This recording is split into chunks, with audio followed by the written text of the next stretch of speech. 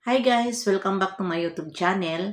Good morning, good afternoon, good evening sa ating lahat, saan man tayo sulok ng mundo. Sana ay nasa mabuti tayong kalagayan at ligtas sa anuman masamang kapahamakan. At bago ang lahat, shoutout muna tayo sa founder ng Kalingap, Kuya Bal Santos Matubang, Ate Edna Vlogs, Kalingap Rob, syempre kay Jack Matubang, at sa lahat ng mga sponsor na walang sawa tumulong sa mga nangangailangan.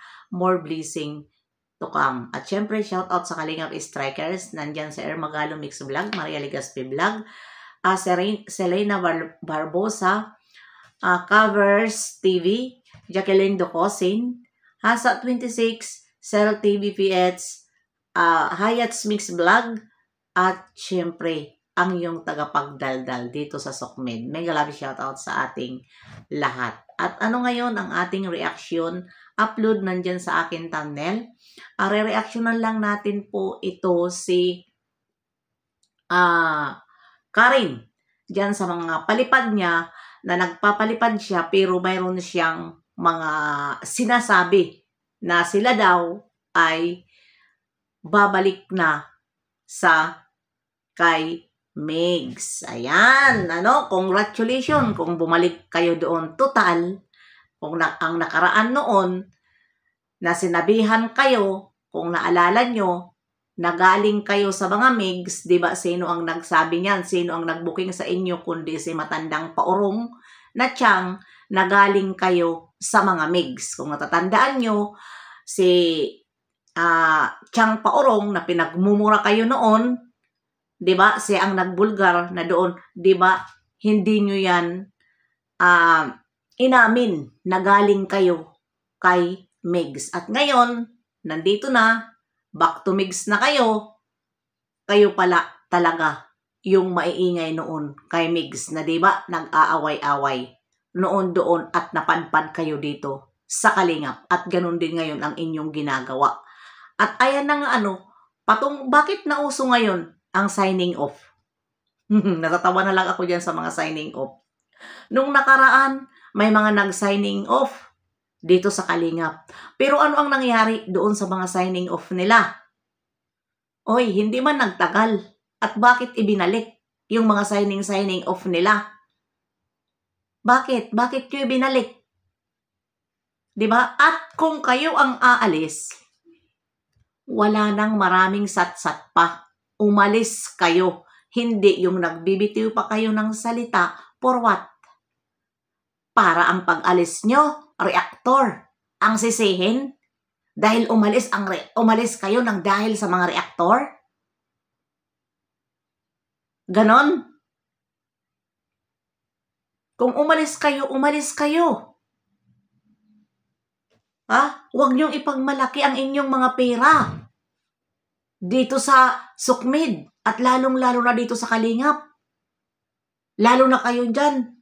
Nabubuking kayo na may mga binitiwang kayo na mga salita dito kay Kalingap Rob. Tama yung sinabi, toxic na. Kayo ang number 1 na toxic. Di ba? Hindi naman talaga yan na toxic Dahil mismo si Kalingap Rob nagsabi na toxic na. Di ba? Mga viewer na iba, mga toxic na kasi nagsipuntahan sa Kalingap yung mga noon na doon kay Megs at nagsipuntahan dito sa Kalingap, nag-sponsor sa mga angels. Pero ano ang ginawa? Nag-away-away. Dahil pakumpara. Paanuhan sa bigay. Palamangan. Hanggang sa nawawalan na ang Kalingap sponsor. Dahil doon na sa palamangan, hindi na pinapansin kung ano pa ang natutulungan nila Kuya Bal, kung ano ang natutulungan ni Kalingap Rob. Dahil doon na sa pabunggahan, kung ano-ano. Diba? Nakalimutan na ang Kalingap. Dahil andyan pabungga ng pabungga. Ngayon, inamin nyo din. Nagaling kayo, balik kayo kay Megs. Bumalik kayo doon. Maganda pa, bumalik kayo doon. Wala kayo doon makikita na siguro kung hindi kayo doon inaano. 'Di ba? Hindi kayo pinapansin doon. Kaya lumipat kayo sa Kalingap. Huwag niyong ikatulad ang Kalingap sa Migs. Ha? Na walang nagre-react na reactor. Siguro ko doon, hindi kayo sikat. Dahil dito lang naman kayo sumikat. At isa pa, itong mga palipad nyo, huwag nyo ito ipagmalaki. Ha? Dahil yung pinapaliparan nyo, walang charity. Iilan lang ang binibigay niya sa Kalingap. Ha? At yung mga palipad nyo, nagtuloy-tuloy ba siya sa landing pad magbigay? Wala! Walang yang ni ngayon na nagbibigay sa landing pad. Magkano na lang? Ha? Nung nagyayabang noon, 10K, 20K. Nasaan na? Dahil kayo na lang ang natira na sponsor? Nagkanda wala-wala na yung mga ibang sponsor na nagbibigay noon? Ganon? Nawala ang kahambugan? At itong mga palipad nyo, ha? Para ito sa kanya. Hindi ito para sa Kalingap. Ha? Hindi para yan sa kanyang. Kaya nga ang lalaki ng ngiti niya dyan eh. Pero wala akong pakialam. Ang akin lang dito, ang gagaling nyo magsalita, pero yung mga malalaking palipad, hindi naman para sa Kalingap na sinusuportahan ninyo. Ha? Mag-i-stop kami kung yung mga palipad nyo na yan, doon kay Kalingap Rab o kay Kuya Bal. Diba? Pero pag sinisita kayo pa itong sinasabi na binabalahura ang mga sponsor. Sino ba ang binabalahura? Binabalahura namin ang sponsor, sinasagot namin kapag hindi tumatama. Dahil dito sa Kalingap, ang mga legit na sponsor hindi maingay. Tulad kay Inday PB, Ate Dal, marami dyan mga sponsor. Silent sponsor na hindi sila nagpabida-bida. Mula sa simula hanggang ngayon, walang reaktor na nagbanggit sa kanila. Minahal pa sila ng mga reaktor. Minahal sila na yung pinagsasabihan nyo kami na mga balahura, pero gaano namin mahalin ang mga sponsor dito sa Kalingap na mga silent sponsor. Minahal namin, lalong-lalo na si Inday PB. Minahal namin yun. Kaya walang pwede magkanti nun. At wala naman talaga magkakanti nun dahil hindi naman talaga yun nagsasalita. Kapag magbigay siya, wala siyang mga salita. Matagal na yan na sponsor ni Kuya Bal. Kayo ang maiingay at mga pabida kayo na mga sponsor.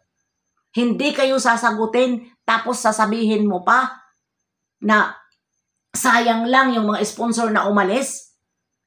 Diba?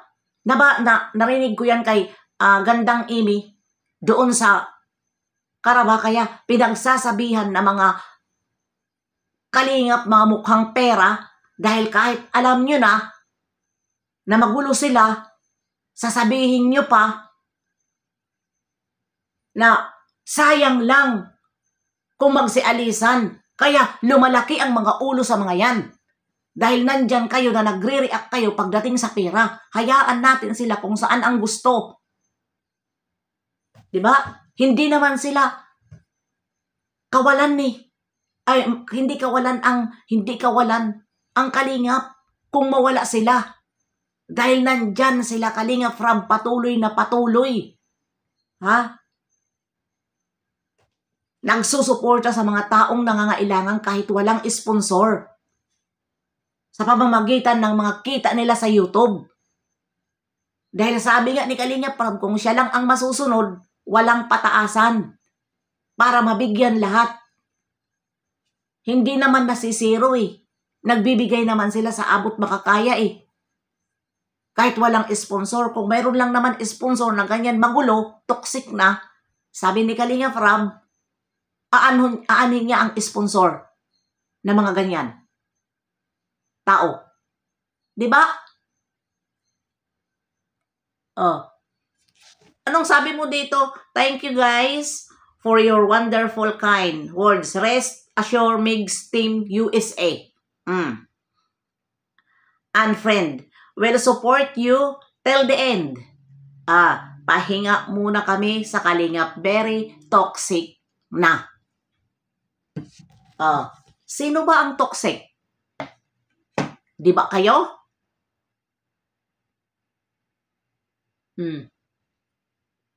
Ang iingay kasi ng mga alipuris nyo dyan. At ikaw naman, Karen, dahil kung sponsor ka na tumutulong ka lang, hindi ka nakikisali dyan sa mga alipuris na yan na panay ang post. Pero kung nagpo-post sila, nandoon ka, starring ka. Starring ka. May mga sinasabi ka na hindi ganda. Kaya isinasagot ka ng mga reaktor. Yun lang yun. Kaya huwag kayo magsalita, Kung umalis kayo, umalis kayo. Huwag yung magpapaalam kayo for what? Para kami ang malintikan? Ganon? Oy! Hanggang kailan ang inyong pag-sponsor? Mga bagong ano lang kayo dito? Kami dito sa Kalingap, matagal na kami nakikipaglaban. Kayo, ano ang mga pakay nyo? Diyan sa mga sinusuportahan nyo. Diba? Sila pa ngayon ang yumaman sa mga unang reaktor. Dahil gamit na gamit nila ang viral ni Kalingap Rab, kami mga reaktor, hindi kami gumagamit. Dahil ang ano namin dito nagbabantay sa mga pasaway. Yun ang ano namin. May mga reaktor ba na yumaman? Di ba wala? Yes, mayroon naman ako pero hindi katulad dyan. Na ikaw na ang sinuportahan, yung iniindulo nyo na, si Yang Mi na. Hindi na ang beneficiary ni Kalingap Rab, kundi si Yang Mi na. Mabuti kung sponsor yan. Hindi naman yan sponsor. Magkano lang yung mga binibigay nyo, mga pinapalipad nyo, magkano lang ang binibigay niya doon? Sa Kalingap.